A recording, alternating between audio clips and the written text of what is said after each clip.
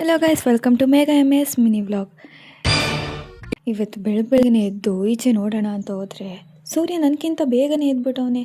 ಯಾಕೆ ಎದ್ದಿದ್ಯಾ ಬೇಗ ಅಂತ ಕೇಳಿದ್ರೆ ನಾನೇನು ನಿನ್ನ ಥರ ಸೋಂಬೇರಿನ ಲೇಟಾಗಿದ್ದಾಳೆ ಅದಕ್ಕೆ ಅಂತ ನನಗೆ ಚಮಕ್ ಕೊಟ್ಬಿಟ್ಟ. ಸರಿ ಆಯಿತು ಅಂತ ಹಾಲು ಕುಡಿಯೋಣ ಅಂತ ಹೋದರೆ ನಮ್ಮ ಬೆಕ್ಕು ನನ್ನ ಥರನೇ ಕಳ್ಬೇಕು ಥರ ಹಾಲು ಕುಡಿತೈತೆ. ಏನು ಹೇಳಬೇಕು ಅಂತಲೇ ಗೊತ್ತಾಗಲಿಲ್ಲ.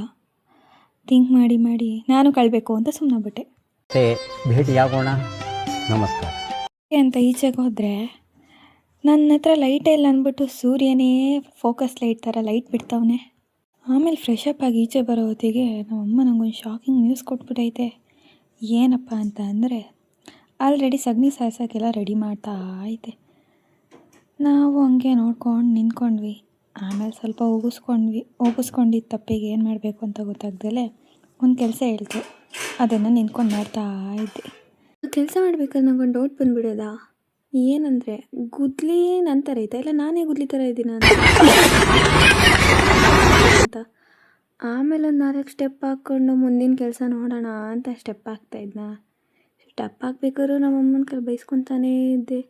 ಬಾಯಿಗೆ ಬಂದಂಗೆ ಬೈಸ್ಕೊಳೋದು ನಮ್ಮ ಹೆಣ್ಮಕ್ಳದು ಕರ್ಮನೋ ಧರ್ಮನೋ. ಅದಾದಮೇಲೆ ನಮ್ಮನೆ ಮುಂದೆ ಸಗಣಿ ಸಾರಿಸಿದ್ದು ಈಗ ಕಾಣಿಸ್ತಿತ್ತು.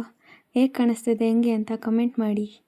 ಓಕೆ ಗೈಸ್, ಇಲ್ಲಿಗೆ ಮಿನಿ ವ್ಲಾಗ್ನ ಎಂಡ್ ಮಾಡ್ತಾಯಿದ್ದೀನಿ. Thank you, take care, bye bye.